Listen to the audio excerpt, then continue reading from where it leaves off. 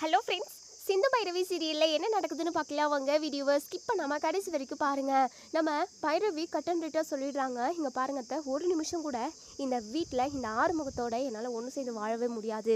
இவ்வளோ மாதிரி ஒரு சந்தேக பேழ்வழி கூட வாழ்கிறத தனியாகவே நான் என் வாழ்க்கை வாழ்ந்துப்பேன். எனக்கு வாழ தெரியும் அத்தை. என்னுடைய ஆம்பிஷன் நிறைய இருக்குது. அதை எல்லாத்தையும் தாண்டி நான் என் அப்பாவுக்காகவும் உங்களுக்காகவும் தான் இத்தனை நாளாக இந்த வீட்டில் இருந்தேன். தயவு செஞ்சு எனக்கும் ஆறுமுகத்துக்கும் நடந்த கல்யாணத்தை ரத்து செஞ்சுடுங்கத்த அப்படின்னு சொல்லிட்டு பைரவி சொல்கிறாங்க. அன்னபூர்ணியால் இந்த விஷயத்தை ஏற்றுக்கவே முடியல. ஆறுமுகம் ஒரு குழந்தை மாதிரி அவனோட வாழ்க்கை நல்லா இருக்கணும்னு சொல்லிட்டு நம்ம அன்னபூர்ணி நினைக்கிறாங்க. அதே மாதிரி எல்லாரோட வாழ்க்கையும் நல்லா இருக்கணும்னு தான் நினைக்கிறாங்க. எல்லார் விஷயத்துலையுமே சாதாரணமாக முடிவெடுத்த அன்னபூரணி நம்ம ஆறுமுகம் விஷயத்தில் சட்டுன்னு முடிவு எடுக்க முடியல. ஏன்னா அவனோட வாழ்க்கை என்னாகுமோன்ற ஒரு பயம்தான். அது மட்டும் இல்லாமல் பெத்த தாயோட மனசு எப்படி இருக்கும்? குழந்தை தப்பே பண்ணாலும் அந்த குழந்தைக்கு புத்திமதி சொல்லி அந்த குழந்தைய நல்வழிப்படுத்துறது தான் ஒரு தாயோட குணம். அது மட்டும் இல்லாமல் அப்படி தான் ஒரு தாயுமே நினைப்பாங்க. அந்த மாதிரி தான் இங்கே அன்னபூர்ணியுமே யோசிக்கிறாங்க. எப்படியாவது பைரவியோட மனசை மாற்றிடலாம், ஆறுமுகமும் பைரவியும் ஒன்று சேர்ந்து சந்தோஷமாக வாழணும் அப்படின்னு நினைக்கிறாங்க. பைரவி கிட்ட சொல்லவும் செய்கிறாங்க. ஆனால் பைரவி இருந்துட்டு, அத்தை நீங்கள் இப்படி பேசுவீங்கன்னு சொல்லிட்டு நான் கொஞ்சம் கூட எதிர்பார்க்கல அத்தை. நீங்கள் எப்பவுமே நியாயமாக பேசுவீங்க. யாருக்கு, அதாவது தம்பிள்ளையாக இருக்கட்டும் ஊராம்பிள்ளையாக இருக்கட்டும், எல்லாருக்குமே ஒரே நியாயம்தான், ஒரே நீதி தான் அப்படின்ற மாதிரி நீங்கள் இருப்பீங்கன்னு சொல்லிட்டு நான் நினச்சேன். ஆனால் அது இப்போ பொய்யா போயிடுச்சு இல்லத்த. நீங்கள் ரொம்ப நல்லவங்கன்றதுனால தான் இத்தனை நாளாக உங்களுக்காக இந்த வீட்டில் இந்த பேர்வழி, சந்தேக பேர்வழி கூட ஒன்று சேர்ந்து வாழ்ந்துக்கிட்டு இருந்தேன். ஆனால் நீங்களே இப்போது இப்படி தடம் மாறி போனீங்க அப்படின்னா எப்படி அத்தை? சிவாவை சிந்து பொய் சொல்லி கல்யாணம் பண்ணிக்கிட்டான்ற ஒரே ஒரு காரணத்துக்காக அவங்க ரெண்டு பேரையும் பிரித்து வைக்க தான் நினச்சிங்க. அவங்க வாழ்க்கை விஷயத்தில் மட்டும் நீங்கள் ஒரு முடிவு எடுக்கிறீங்க. ஆனால் உங்கள் பையன் வாழ்க்கை விஷயம்னு வந்தப்போ நீங்கள் கொஞ்சம் தடுமாறீங்களே அத்தை. யாருக்காக இருந்தாலும் ஒரே நியாயம் தான், தப்பு பண்ணால் தண்டனை அனுபவிச்சே ஆகணுன்ற ஒரு டைலாக்கை நீங்கள் பேசிக்கிட்டே இருப்பீங்களே, அது எல்லாத்தையுமே நீங்கள் மறந்துட்டீங்களா அத்தை? அத்தை தயவு செஞ்சு எனக்கும் ஆறுமுகத்துக்கும் விவாகரத்து கொடுத்துருங்க அத்தை. இதுக்கப்புறமா என்னால் தாக்கு பிடிச்சிக்கிட்டு இந்த வீட்டில் இருக்கவே முடியாது. எனக்கு எவ்வளவோ கனவு இருக்குது, அதை எல்லாத்தையுமே நான் அடையணும். நான் நல்லா படித்து நான் நினச்ச மாதிரி வெளியூரெல்லாம் போய் செட்டில் ஆகி இன்னும் நிறைய ஆசைகள் இருக்குது. அது எல்லாத்தையுமே நான் ஒவ்வொன்றா நிறைவேற்றிப்பேன். அதுக்கு இந்த ஆறுமுகம் தான் குறுக்கா நிற்கிறான். இந்த ஆறுமுகம் மட்டும் என் வாழ்க்கையிலேருந்து விலகி போயிட்டான் அப்படின்னா இதுக்கப்புறம் என் வாழ்க்கை ரொம்ப நல்லா இருக்கும், அமோகமாக இருக்கும். தயவு செஞ்சு இத்தனை நாளாக உங்களுக்காக நான் இந்த வீட்டில் இருந்திருக்கேன். அந்த ஒரே ஒரு காரணத்துக்காகவாவது என்னை நீங்கள் அதாவது நான் சொல்கிறத கேளுங்க. அந்த ஆறுமுகத்தை என்கிட்ட இருந்து என் வாழ்க்கையிலேருந்து தயவு செஞ்சு தூரமாக ஒதுக்கி வச்சுடுங்க அத்தை. ப்ளீஸ் எனக்கு விவாகரத்து கொடுத்துருங்க அத்தை. நான் இப்போவே இந்த நிமிஷமே இந்த வீட்டை விட்டு போகணும் ப்ளீஸ் அத்தை அப்படின்னு சொல்லிட்டு கேட்குறாங்க. அன்னபூரணியால் இதை தாங்கிக்கவே முடியல, ஏற்றுக்கவும் முடியல. நீங்கள் பாருமா பைரவி, நான் சொல்கிறத கொஞ்சம் போதும் நிறுத்துங்க அத்தை. நீங்களாக ரத்து செய்கிறீங்களா? அப்படி இல்லைனா நான் கோர்ட் மூலமாக பார்த்துக்கவா அப்படின்னு சொல்லிட்டு பைரவி எதுவாக இருந்தாலும் யோசிச்சு பண்ணுமா அப்படின்னு சொல்லிட்டு முடியவே முடியாது அத்தை. நீங்கள் எப்படியும் விவாகரத்தெல்லாம் கொடுக்க போகிறது கிடையாது. அதனால் நானே கோர்ட்டில் எல்லாத்தையும் பார்த்துக்கிறேன் அத்தை. நான் கிளம்புறேன் அத்தை. இதுக்கப்புறம் இந்த வீட்டு பக்கம் நான் திரும்பி கூட பார்க்க மாட்டேன் அப்படின்னு சொல்லிட்டு ரூமுக்கு போயிட்டு அதாவது பேக் எடுத்து திங்ஸ் எல்லாம் பேக் பண்ணுறாங்க.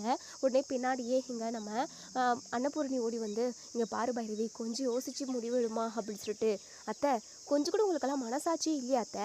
மற்றவங்களுக்குன்னா நீங்கள் தீர்க்கமான ஒரு முடிவை எடுக்கிறீங்க. ஆனால் உங்கள் பிள்ளைன்னு வரப்போ தப்பே செஞ்சாலும் தம் பிள்ளை ரொம்ப நல்ல பையனா அப்படிங்கிற மாதிரி தான் சொல்ல வரீங்க. ஐயோ பைரவி, நான் அப்படிலாம் சொல்ல வரல. ஆறுமுகம் மேலே தப்பு இருக்குதான், ஆனால் அதை நம்ம திருத்திக்கலாமே, அதுக்காக ரத்து செய்யணுமா என்ன அப்படின்னு சொல்லிட்டு, இங்கே பாருங்க அத்தை, எத்தனையோ பேர் வாழ்க்கை விஷயத்தில் நீங்கள் கல்யாணத்தை ரத்து செஞ்சுருக்கீங்க. ஆனால் உங்கள் பையன் வாழ்க்கைன்னு வரப்போ நீங்கள் சுயநலமாக யோசிக்கிறீங்க அத்தை. சத்தியமாக நீங்கள் இப்படி பண்ணுவீங்கன்னு சொல்லிட்டு நான் கொஞ்சம் கூட எதிர்பார்க்கல. இங்கே பாருங்க அத்தை, இதுக்கப்புறம் என்னால் இருக்க முடியாது அத்தை. திரும்ப நான் எத்தனை டைம் சொல்கிறது அப்படின்னு சொல்லிட்டு ட்ரெஸ் எல்லாத்தையுமே பேக் பண்ணிக்கிட்டு பேக்கெல்லாம் எடுத்து ஹாலுக்கு வந்துடுறாங்க. இங்கே நம்ம ஆறுமுகம் எல்லார் முன்னாடியுமே நம்ம பைரவியோட காலில் விழுந்து, இங்கே பாரு பைரவி, நான் உன்னை சந்தேகப்படவே இல்லை, இருந்தாலும் நான் சொல்ல வந்ததை நீ தப்பாக புரிஞ்சுக்கிட்ட. அதுக்காக தான் நான் இப்போது உங்ககிட்ட நான் மன்னிப்பு கேட்குறேன்.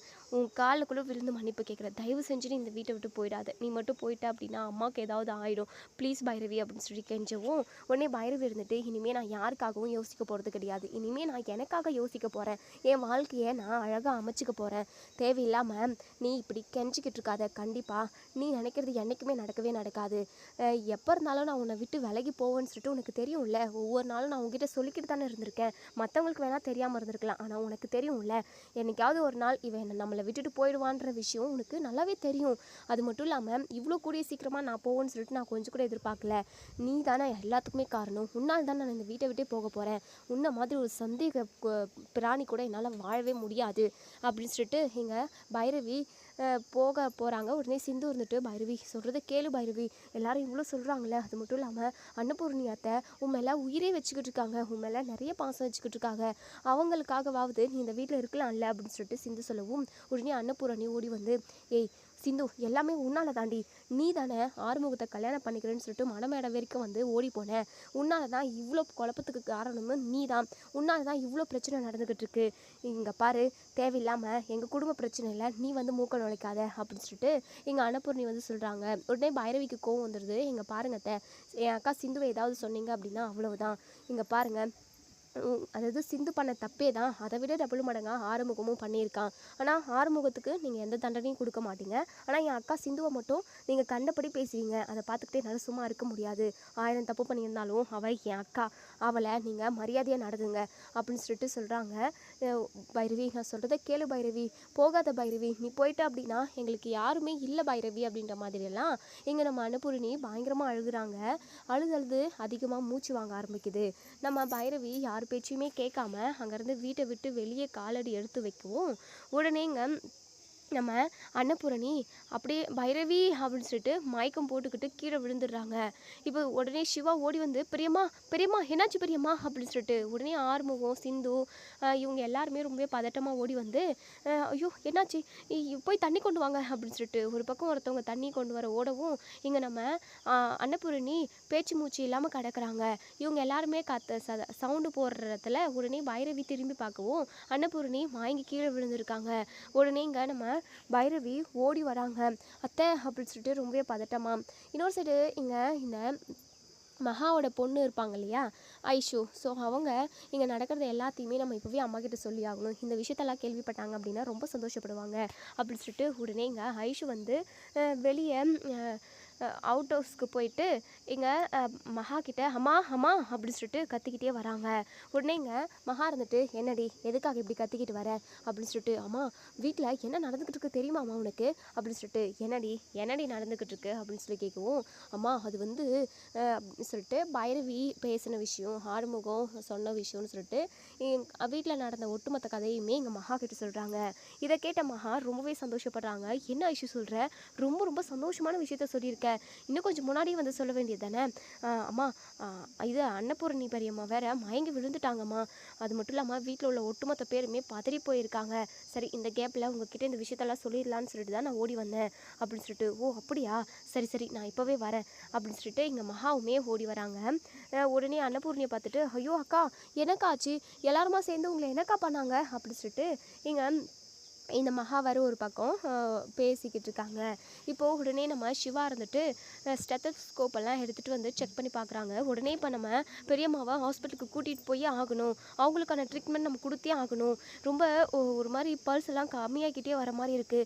ஐயோ துடிப்பே காணுமே, ஐயோ என்ன பண்ணுறது அப்படின்னு சொல்லிட்டு இங்கே சிவா வந்து ரொம்பவே பதட்டப்படவும், பைரவி சிந்தி இவங்க 2 பேருமே ரொம்பவே பயங்கரமாக அழுகுறாங்க. அத்தை உங்களுக்கு எதுவும் ஆகாது அத்தை அப்படின்னு சொல்லிட்டு சிந்து சொல்லவும், பைரவி இருந்துட்டு, அத்தை எக்காரணத்துக்காகவும் உங்களை விட்டுட்டு நான் போக மாட்டேன் அத்தை, தயவு செஞ்சு கண்ணை திறந்து பாருங்க அத்தை, ப்ளீஸ் அத்தை அப்படின்னு சொல்லிட்டு உடனே எங்கள் ஆறுமுகம் எங்கள் பைரவி கிட்ட, ஹேய் இங்கே பாருடி, உன்னை எனக்கு ரொம்ப பிடிக்கும், அது மட்டும் இல்லாமல் உன் கூட ஒன்று சேர்ந்து வாழணும்னு நான் ஆசைப்பட்டேன். ஆனால் ஒரு நாளுமே ஒரு நிமிஷம் கூட ஒரு செகண்ட் கூட உன்னை நான் சந்தேகப்பட்டதே கிடையாது. ஆனால் நான் அந்த சஞ்சய் சொன்னது எல்லாத்தையுமே உன்கிட்ட சொல்ல வந்தேன். ஆனால் நான் தான் இது எல்லாத்தையுமே சொன்னேன்னு சொல்லிட்டு தப்பாக புரிஞ்சுக்கிட்டு வீட்டில் உள்ள எல்லாருக்கிட்டையுமே இந்த விஷயத்த சொல்லி என் அம்மாவை இந்த நிலைமைக்கு ஆளாக்கிட்டல. என் அம்மாவுக்கு மட்டும் ஏதாவது ஆகட்டும், அதுக்கப்புறம் இருக்குடி உனக்கு. இங்கே பாரு, நீ என் கூட ஒன்று சேர்ந்து வாழலனாலுமே பரவாயில்ல, உன்னை விட என் அம்மா தான் எனக்கு ரொம்ப முக்கியம். என் அம்மாவுக்கு ஏதாவது ஆகட்டும், உன்னை கொண்டுட்டு ஜெயிலுக்கு போவேண்டி அப்படின்னு சொல்லிட்டு இங்கே ஆறுமுகம் பயங்கர ஆக்ரோஷமாக பேசுகிறாங்க. உடனே இங்கே நம்ம அம், இது சிவா இருந்துட்டு இங்கே பாரு ஆரம்பம் இதெல்லாம் இப்போ பேசக்கூடிய நேரம் கிடையாது, இப்போ உடனே நம்ம பெரியம்மாவை ஹாஸ்பிட்டலுக்கு கூட்டிகிட்டு போயிட்டு அட்மிட் பண்ணணும் அப்படின்னு சொல்கிறாங்க. உடனே இவங்க எல்லாருமே நம்ம அன்னபூரணியை ஹாஸ்பிட்டலுக்கு கொண்டு போகிறாங்க. கொண்டு போயிட்டு அதாவது ட்ரீட்மெண்ட் எல்லாருமே பார்க்குறாங்க. அதாவது சிவா கூட ஒன்று 2-3 டாக்டர்ஸ் எல்லாருமா சேர்ந்து இங்கே நம்ம அன்னபூரணிக்கு அதாவது ட்ரீட்மெண்ட் பார்க்குறாங்க, டெஸ்ட் எடுக்கிறாங்க, ஸ்கேன் பண்ணுறாங்க. இப்படி ஒட்டுமொத்த டெஸ்ட் எல்லாத்தையுமே எடுத்து டெஸ்ட்டுக்கு அனுப்புகிறாங்க. இன்னும் ரிப்போர்ட் வரல. ஸோ ரிப்போர்ட் வந்ததுக்கப்புறம் தான் நம்ம அன்னபூரணி என்ன மாதிரியான கண்டிஷனில் இருக்காங்க அப்படிங்கிறதவே பார்க்க முடியும். ஸோ சிவா வந்து வெளியே வராங்க. உடனே நம்ம சிந்து இருந்துட்டு, டாக்டரே என்னாச்சு டாக்டரே, அத்தைக்கு ஒன்றும் இல்லைல்ல, அத்தைக்கு பயப்படுற மாதிரி எதுவும் இல்லைல்ல, அத்தை திரும்ப வந்துடுவாங்கல்ல, அவங்க பழைய மாதிரி ஆயிடுவாங்கல்ல டாக்டரே அப்படின்னு சொல்லிட்டு சிந்து பயங்கரமாக அழுகுறாங்க. சிந்து இப்போதைக்கு என்னால் எதுவுமே சொல்ல முடியாது, டெஸ்ட்டுக்கு எல்லாத்துக்குமே கொடுத்துருக்கு, அந்த டெஸ்ட் ரிப்போர்ட் வந்ததுக்கப்புறம் தான் பெரியம்மா என்ன மாதிரியான கண்டிஷனில் இருக்காங்கன்னே என்னால் சொல்ல முடியும் அப்படின்னு சொல்கிறாங்க. ஐயோ அப்படின்னு சொல்லிட்டு இங்கே சிந்து பயங்கரமாக அழுகுறாங்க. நம்ம ஆறுமுகமுமே அம்மா மேலே நிறைய பாசம் வச்சுருக்காங்க. ஸோ கண் கலங்கிடுறாரு. அவர் பார்க்குறதுக்கு தான் நல்லா ஆள் வந்து நல்லா ஹைட் வெயிட்டெல்லாம் இருப்பாரே தவிர மற்றபடி அவர் குழந்த மனசு தான். உண்மையாகவே அவர் குழந்த மாதிரி தான். தன்னோட அம்மாவுக்கு இப்படி ஆயிடுச்சு, அம்மாவுக்கு என்ன ஆக போதோ அப்படின்னு சொல்லிட்டு நினச்சி ஆறுமுகம் பயங்கரமாக கதறி கதறி அழுதுகிட்டு இருக்காங்க. இப்போது இங்கே நம்ம சிவா இருந்துட்டு ஆறுமுகத்தோட ஷோல்டர் மேலே கை வச்சு, இங்கே பாரு ஆறுமுகம், நீ கவலைப்படாத, கண்டிப்பாக பெரியம்மாவை காப்பாற்றிடலாம், நம்ம இத்தனை பேர் இருக்கிறப்போ பெரியம்மாவை நம்ம விட்டுருவோமா, கண்டிப்பாக எப்பாடுபட்டாவது போராடியாவது பெரியம்மாவை நம்ம காப்பாற்றிடுவோம், நீ மனசை தளர விடாத, நம்பிக்கையாரு அப்படின்னு சொல்லிட்டு இங்கே நம்ம சிவா வந்து ஆறுமுகத்துக்கு ஆறுதல் சொல்கிறாங்க. பைரவியுமே அழுதுகிட்டே தான் இருக்காங்க. பைரவியுமே அன்னபூர்ணி மேலே மிகப்பெரிய மதிப்பும் மரியாதையும் வச்சுக்கிட்டு இருக்காங்க. அதையும் தாண்டி பாசமும் வச்சுக்கிட்டு இருக்காங்கன்னு கூட சொல்லலாம். ஸோ நம்ம அன்னபூர்ணிக்கு இப்படி ஆனதுக்கு காரணமே நம்ம ஆறுமுகத்தோட வாழ்க்கை வீணாக போயிடுமோ, பைரவி ஆறுமுகத்தை விட்டுட்டு போயிட்டா இது ஆறுமுகத்தோட வாழ்க்கை கடைசி வரைக்கும் தனிமரமாகவே போயிடுமோன்ற ஒரு பயம், பதட்டம், அந்த ஒரு டென்ஷன் ப்ரெஷர்னால தான் இப்படி ஒரு மயக்கம் வந்திருக்கும் போல். அதையும் தாண்டி நம்ம அன்னபூரணிக்கு வந்து தலையிலையுமே ஒரு சின்னதாக பிரச்சனை இருக்குது. ஸோ ஏற்கனவே டாக்டர்ஸ் எல்லாருமே சொல்லியிருப்பாங்க. ஒரு டைம் நம்ம பைரவி வீட்டை விட்டு போகிறேன்னு சொன்னப்போ தெரியாதனமாக நம்ம அன்னபூரணி வந்து கிணத்துல விழுந்து அப்போ தான் அந்த டாக்டர் வந்து சொல்லியிருப்பாங்க 3 மாதம் தான் உயிரோடவே இருப்பாங்க அப்படின்ற மாதிரியெல்லாம். ஸோ அந்த அபாய கட்டத்தை எல்லாமே தாண்டி இத்தனை நாளாக நம்ம அன்னபூரணி இருக்காங்க அப்படின்னா அது கடவுளோட அருள் தான். ஸோ இப்போயுமே மயங்கி விழுந்திருக்காங்க. இப்போ வந்து டெஸ்ட் ரிப்போர்ட்டில் என்ன வரப்போகுதோ, அன்னபூரணி பொழைப்பாங்களா மாட்டாங்களான்னு கூட தெரியாது. அந்த அளவுக்கு சீரியஸான கண்டிஷனில் தான் போகும். ஏன்னா ஏற்கனவே டாக்டர் சொல்லியிருக்காங்க, இவங்களை ப்ரெஷர் ஆகாமல் பார்த்துக்கணும், ரொம்ப பத்திரமா பார்த்துக்கணும் அப்படின்ற மாதிரி. இப்போ மயக்கம் போட்டு விழுந்திருக்காங்க. ஸோ இதுவே கிரிட்டிக்கலாக போய் முடியறதுக்கு கூட நிறைய வாய்ப்பு இருக்குது. ஸோ ஒவ்வொருத்தருமே அன்னபூரணி வந்து பொழைச்சி வந்துடுவாங்களா, அவங்களுக்கு என்ன மாதிரியான பிரச்சனை, இப்போ என்ன மாதிரியான கண்டிஷனில் இருக்காங்கன்றத தெரிஞ்சுக்கிறதுக்காக எல்லாருமே வெயிட் பண்ணிக்கிட்டு இருக்காங்க. எதுவும் ஆகக்கூடாதுன்னு சொல்லிட்டு சிந்துவுமே பயங்கரமாக பிரார்த்தனைலாம் பண்ணுறாங்க. அதே சமயம் அங்கே ஒரு பிள்ளையார் சாமியுமே இருக்குது ஹாஸ்பிட்டல்லே. போய் அந்த சாமிக்கிட்ட நம்ம சிந்து வந்து வேண்டிக்கிறாங்க. இருக்கிற ஒட்டுமொத்த வேண்டுதலையுமே, அதாவது என்னெல்லாம் பரிகாரம் இருக்கோ அது எல்லாத்தையுமே நான் செய்கிறேன், நான் எல்லாமே உனக்கு செய்கிறேன், என் அத்தை மட்டும் உயிர் பொழிச்சு வந்துடணும், அவங்களுக்கு எந்த ஆபத்தும் வந்துடவே கூடாது, அவங்க மட்டும் இல்லை அப்படின்னா எங்கள் வீடாகவே இருக்காது, பாலடைஞ்ச வீடு மாதிரி ஆகிடும், எல்லாருமே அன்னபூரணி அத்தையை நம்பி தான் நாங்கள் இருக்கோம், அவங்க தான் எங்கள் வீட்டோட ஆலமரம், தயவு செஞ்சு எங்கள் அன்னபூரணி அத்தையை காப்பாற்றி கொடுத்துருங்க சாமி அப்படின்னு சொல்லிட்டு எங்கள் நம்ம சிந்து வந்து அந்த பிள்ளையார் சாமிக்கிட்ட சொல்லிக்கிட்டு இருக்காங்க. ஸோ பிள்ளையார் சாமி மேலேருந்து ஒரு பூவுமே விழுகுது. அப்போ தான் நம்ம சிந்துக்கு கொஞ்சம் ரிலாக்ஸாக இருக்குது. அப்பா பிள்ளையாரப்பா, கண்டிப்பாக நீ என் அத்தையை காப்பாற்றி கொடுத்துருவோன்னு எனக்கு தெரியும் பிள்ளையாரப்பா, நீ தான் எங்கள் கூடவே இருந்து எல்லாருக்குமே நல்லதே செய்யணும் அப்படின்னு சொல்லிட்டு இங்கே நம்ம சிந்து வந்து சாமிக்கிட்ட வேண்டிக்கிறாங்க. ஸோ பைரவியுமே பயங்கரமாக அழுதுகிட்டே இருக்காங்க. உடனே இங்கே நம்ம சிவா தான் எல்லாருக்குமே ஆறுதலாக இப்போ நிற்கிறாங்க. பைரவிக்கிட்டையுமே இங்கே பாரு பைரவி, கொஞ்சம் நீ ரிலாக்ஸாக இரு சரியா, பெரியம்மாவுக்கு எதுவும் ஆகாது, இல்லை சிவா என்னால் தான் இது அத்தைக்கு இப்படி ஒரு சுச்சுவேஷன், நான் மட்டும் கொஞ்சம் அவசரப்படாமல் ஆத்திரப்படாமல் இருந்திருந்தேன், பொறுமையாக இருந்திருந்தேன் அப்படின்னா கண்டிப்பாக நான் அத்தைக்கு இப்படி ஒரு சுச்சுவேஷன் வந்திருக்காது, அத்தை இப்படி ஒரு நிலைமைக்கு தள்ளப்பட்டுட்டாங்களே, இன்னும் டெஸ்ட் ரிசல்ட்டில் என்ன சொல்ல போகிறாங்கன்னு எனக்கு ரொம்ப பயமாக இருக்குது இது சிவா அப்படின்னு சொல்லிட்டு பைரவியுமே அழுகுறாங்க. நம்ம ஆறுமுகத்தால் தாங்கிக்கவே முடியல, இப்போ வரைக்குமே அம்மா எப்போ திரும்ப வருவாங்கன்னு சொல்லிட்டு அழுதுகிட்டே இருக்காங்க. உடனே பைரவி இங்கே ஆறுமுகத்துக்கிட்ட பேசுகிறாங்க. ஆறுமுகம் அப்படின்னு சொல்லிட்டு, இங்கே பாரு பைரவி, என் முகத்துலேயும் முழிக்காத, நீ என் கூட பேசவே பேசாத. உன் கூட ஒன்று சேர்ந்து வாழ்றதை விட எனக்கு என் அம்மா கூட இருக்கிறது தான் ரொம்ப ரொம்ப முக்கியம், ரொம்ப ரொம்ப பிடிக்கவும் செய்யும். என் அம்மா எனக்காக எவ்வளவோ செஞ்சுருக்காங்க. எனக்கு மட்டும் கிடையாது, வீட்டில் உள்ள ஒட்டுமொத்த பேருக்குமே நல்லது கெட்டதுன்னு எல்லாத்தையுமே பார்த்து பார்த்து செய்வாங்க. அவங்களுக்குன்னு அவங்க ஒன்றுத்த கூட செஞ்சுக்கினது கிடையாது. ஆனால் இன்றைக்கி இவங்க இவ்வளோ பெரிய சுச்சுவேஷனில் இவ்வளோ பெரிய கொடூரமான நிலைமையில் இருக்காங்க அப்படின்னா அதுக்கு காரணம் நான் தான். ஏன்னா உன்னை நான் கல்யாணம் பண்ணல, அதுதான். உன்னை கல்யாணம் பண்ணாமல் இருந்திருந்தாவே நான் என் அம்மா கூட சந்தோஷமாக நிம்மதியான ஒரு வாழ்க்கையை வாழ்ந்துக்கிட்டு இருந்திருப்பேன். இப்படி ஆகிப்போச்சே, என் அம்மாவுக்கு மட்டும் ஏதாவது ஆகட்டும், உன்னை நான் கொல்லாமல் விட மாட்டேன் அப்படின்னு சொல்லிட்டு கோவப்படுறாங்க. ஆறுமுகம், இங்கே பாரு ஆறுமுகம், இப்படிலாம் நடக்கும்னு எனக்கு மட்டும் தெரியுமா என்ன? இங்கே பாரு, நீ மட்டும் அன்னைக்கு நான் சொன்ன பேச்சு கேட்டிருந்து என் கழுத்தில் தாலி கட்டாமல் இருந்திருந்த அப்படின்னா இப்படி ஒரு நிலமையில நம்ம எல்லாருமே இருந்திருப்போமா? நீ பாட்டுக்கு நீ உன் வேலையை பார்த்துக்கிட்டு இருந்திருப்பேன், நான் பாட்டுக்கு நான் நினச்ச மாதிரி படித்து ஒரு நல்ல வேலைக்கு போய்கிட்டு இருந்திருப்பேன். ஆனால் இப்படி எல்லாம் நடக்குது அப்படின்னா அது எல்லாத்துக்கும் காரணம் நீ தான் ஆறுமுகம். ஆமாண்டி, நான் தான் காரணம், எல்லாத்துக்கும் நான் தான் காரணம். இங்கே பாரு, எல்லா பழியும் தூக்கி என் மேலே போடு, அதை பற்றி எனக்கு கவலை கிடையாது. என் அம்மாவுக்கு எதுவும் ஆகக்கூடாது, அது ஒன்று மட்டும் எனக்கு போதும் அப்படின்னு சொல்லிட்டு எங்கள் ஆறுமுகம் வந்து சொல்கிறாங்க. உடனே இங்கே நம்ம பைரவி இருந்துட்டு கையெடுத்து கும்பிட்டு மன்னிச்சிருவோம் ஆறுமுகம், தயவு செஞ்சு என்னை மன்னிச்சிரு அப்படின்னு சொல்லிட்டு சொல்கிறாங்க. இங்கே பாரு, உன்னை மன்னிக்கிறதுக்கு நான் யாரடி? நான் தான் சந்தேக பேர் வழி, நான் தான் ரொம்ப ரொம்ப கெட்டவன். அந்த சஞ்சய் ரொம்ப ரொம்ப நல்லவன், அவனை தூக்கி இடுப்பு மேலே கூட வச்சுக்கோ, எனக்கு அதை பற்றி கவலையே கிடையாது.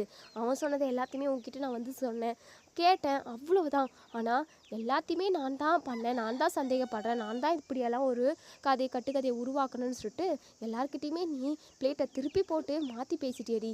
அப்போது என்னை விட, என் அம்மாவை விட, நம்ம குடும்பத்தை விட அந்த சஞ்சய் தான் உனக்கு முக்கியமாக போயிட்டான். நான் இப்போ கூட இந்த நிமிஷம் கூட நான் சந்தேகப்படவே இல்லை.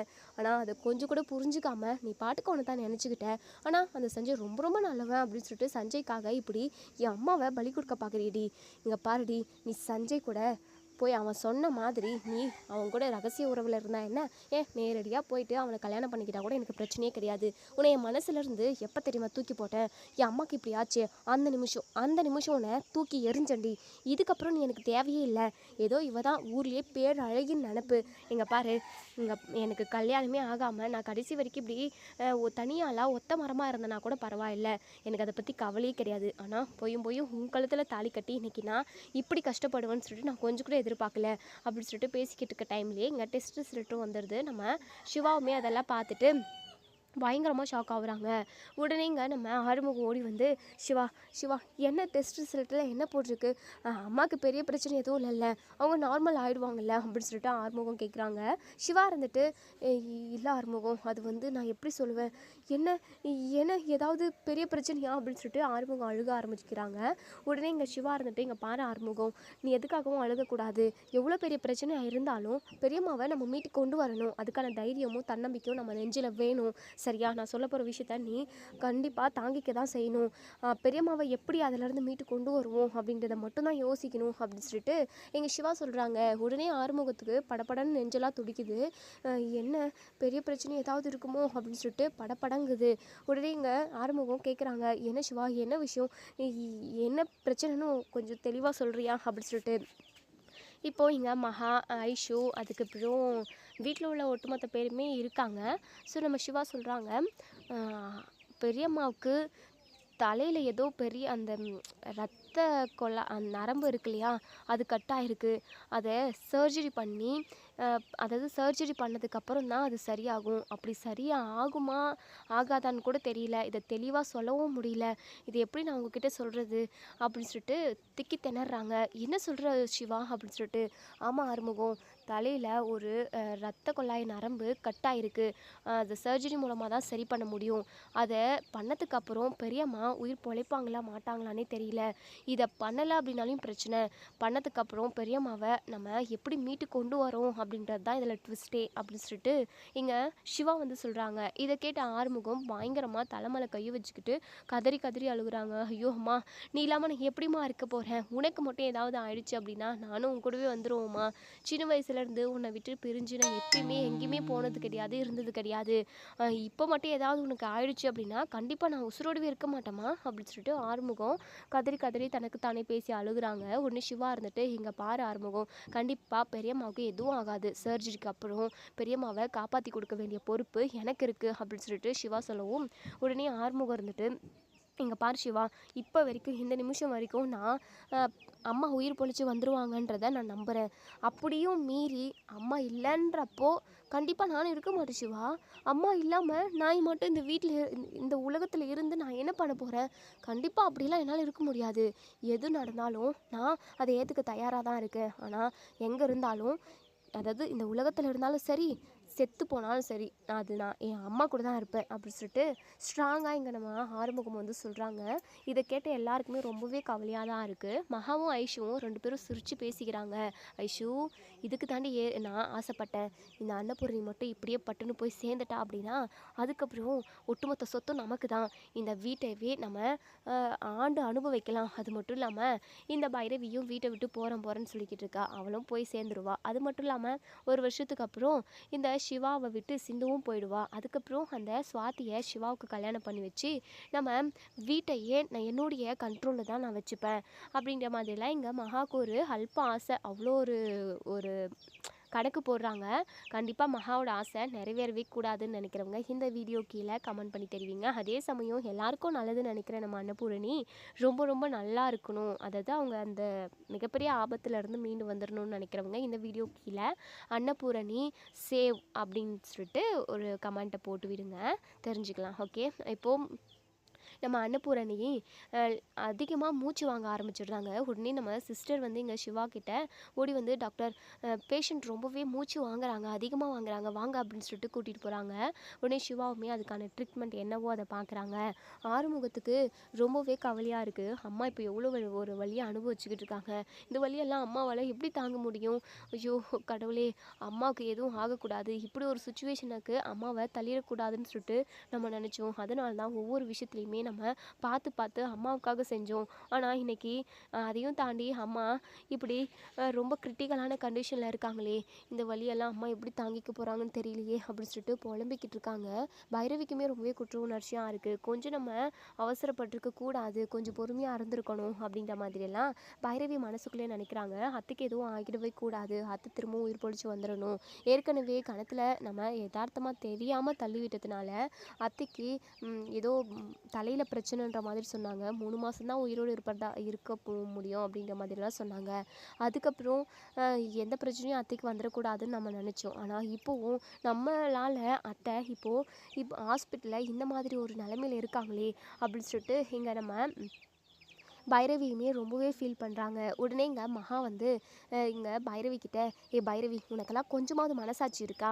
ஏற்கனவே இந்த சிந்துவால் அன்னபூரணி அக்கா எவ்வளவோ கஷ்டத்தை அனுபவிச்சாங்க. அது மட்டும் இல்லாமல் உன்னால் ஏற்கனவே ஹாஸ்பிட்டல் வரைக்கும் போய் ரொம்பவே கொடுமையெல்லாம் அனுபவிச்சுட்டு வந்தாங்க. இப்போது உன்னால் இது அன்னபூரணி அக்கா இப்போது எவ்வளோ ஒரு கொடுமையை அனுபவிச்சுக்கிட்டு இருக்காங்கன்னு பார்த்தியாடி? உனக்கெல்லாம் கொஞ்சம் கூட மனசாட்சியே இல்லை. எந்த நேரத்தில் எப்போ யார்கிட்ட என்ன மாதிரியான விஷயத்த பேசணும்னு சொல்லிட்டு உனக்கு தெரியவே தெரியாதா? இப்படி படிச்சிருக்கே, மலை மாட மாதிரி வளர்ந்துருக்கல்ல, உனக்கு கொஞ்சம் கூட அறிவே இல்லையா அப்படின்னு சொல்லிட்டு உடனே பைரவி இருந்துட்டு, இங்கே பாருங்கள், தேவையில்லாமல் அன்னபூர்ணி அத்தை விஷயத்துலையும் இல்லை என் விஷயத்துலையும் எங்கள் குடும்ப விஷயத்துலையும் தலையிற வேலை வச்சுக்காதீங்க. ஏன்னா அத்தை உங்களை ஒதுக்கி வச்சுருக்காங்க. நீங்கள் மட்டும் நல்லதே செஞ்சிடுறீங்களா? நீங்களும் ஒவ்வொரு விஷயத்துலையும் அன்னபூர்ணி அத்தைக்கு எதிராக தான் நீங்கள் நடந்துக்கிறீங்க. உங்களையுமே அன்னபூர்ணி அத்தைக்கு சுத்தமாக பிடிக்காது. நீங்கள் இங்கே இருக்கீங்கன்ற விஷயம் அத்தைக்கு தெரிஞ்சது அப்படின்னா ரொம்ப கோவப்படுவாங்க. ஒழுங்காக இங்கேருந்து போயிடுங்க அப்படின்னு சொல்லிட்டு இங்கே பைரவி வந்து மகாவை வந்து மிரட்டவும், உடனே இங்கே ஆறுமுகம் இருந்துட்டு, ஏய் பைரவி, நீ என்ன என் சித்தியை மிரட்டுறது? என் சித்திக்கு இங்கே இருக்கிறதுக்கான எல்லா உரிமையும் இருக்குது. நீ வேணா இங்கேருந்து போடி. அதான் வீட்டை விட்டு போகிறேன்னு சொல்லிட்டியே, என் அம்மாவை இப்படி ஒரு இடத்துல கொண்டு வந்து சேர்த்துட்டல, இதுக்கப்புறமா இங்கே எதுக்காக இருக்க? என் அம்மா ஒரே அடியாக போய் சேரணுமா? அதுக்காக தான் நீ இங்கே இருக்கியா? ஒழுங்காக வெளியே போடி அப்படின்னு சொல்லிட்டு கழுத்தை பிடிச்சி தள்ளுறாங்க. உடனே ஆறுமுகம் இது பைரவி இருந்துட்டு, ஆறுமுகம் என்ன பண்ணுற ஆறுமுகம், விடு ஆறுமுகம், அன்னபூர்ணி அத்தைக்கு எதுவும் ஆகலைன்னு தெரிஞ்சால் மட்டும்தான் நான் இங்கேருந்து போவேன் அப்படின்னு சொல்லிட்டு, இங்கே பாருடி, நீ இருந்தால் தான் என் அம்மாவுக்கு ஏதாவது ஆகிடும், ஒழுங்காக போடி அப்படின்னு சொல்லிட்டு உடனே இங்கே மகா இருந்துட்டு, அதான் ஆறுமுகம் சொல்கிறான்ல, இது இனிமே இந்த வீட்டுக்கும் உனக்கும் எந்த சம்மந்தமும் இல்லை. அன்னபூரணி அக்காவை அத்தைன்னு சொல்லிட்டு உரிமை கொண்டாடிக்கிட்டு வந்து இங்கே கொல்லாவர வேலைலாம் வேண்டவே வேண்டாம். உன்னால் தானே அக்காவுக்கு இப்படி ஒரு நிலமை, போடி வெளியே அப்படி சொல்லிட்டு தரன்னு முடியை பிடிச்சி இழுத்துட்டு வராங்க. என்னை விடுங்க, நான் அன்னபூரணி அத்தை கூட தான் இருப்பேன், என்னை விடுங்கன்னு சொல்லிட்டு பைரவி கத்துறாங்க. ஸோ இங்கே இந்த மகா வந்து இது பைரவியை தரன்னு பிடிச்சிட்டு வந்து ஹாஸ்பிட்டலுக்கு வெளியே தள்ளி விட்டுறாங்க. உள்ளே மட்டும் வந்த அப்படின்னா நடக்கிறதே வேறடி அப்படின்னு சொல்லிட்டு இங்கே மகா வந்து நிற்கிறாங்க. இங்கே பாரியா ஆறுமுகம், நீ கவலைப்படாதியா, அன்னபூர்ணி அக்காவுக்கு எதுவும் ஆகாது, அவங்க நல்லபடியாக திரும்ப வந்துடுவாங்க. உடனே இங்கே நம்ம ஆறுமுகம் இருந்துட்டு, சித்தி நீங்கள் சொன்னது பழிக்கணும், அப்படி பழிச்சிருச்சு அப்படின்னா உங்கள் வாய்க்கு சக்கரை போடுறேன் அப்படின்னு சொல்லிட்டு சொல்கிறாங்க. உடனே இங்கே மகா வந்து மனசுக்குள்ளேயே நினைக்கிறாங்க, ஆமாம் இவ்வளோ அதாவது உயிரே திரும்ப மீண்டு வந்துரும்னு சொல்லியிருக்கேன், அதுக்கு ஏதோ 10 ரூபா சக்கரை போடுறானோ, இவன் எவ்வளோ கஞ்ச பிசனாரி, சே ஏதோ 1 பவுன் 2 பவுன் செயின் போடுவேன், இல்லை வளைவி போடுவேன்னு சொல்லிட்டு சொல்லாமல் சர்க்கரையை போடுவானா, இவன் சர்க்கரைக்கு யார் வாயை பிறந்துக்கிட்டு இருக்காங்க அப்படின்னு சொல்லிட்டு மகா வந்து மனசுக்குள்ளேயே நினைக்கிறாங்க. ஸோ இதோட இந்த ரிவ்யூ முடியுது. இதுக்கப்புறம் என்ன நடக்குது சொல்லி வெயிட் பண்ணி பார்ப்போம் ஃப்ரெண்ட்ஸ். வீடியோ பிடிச்சிருந்தா லைக் பண்ணி கமெண்ட்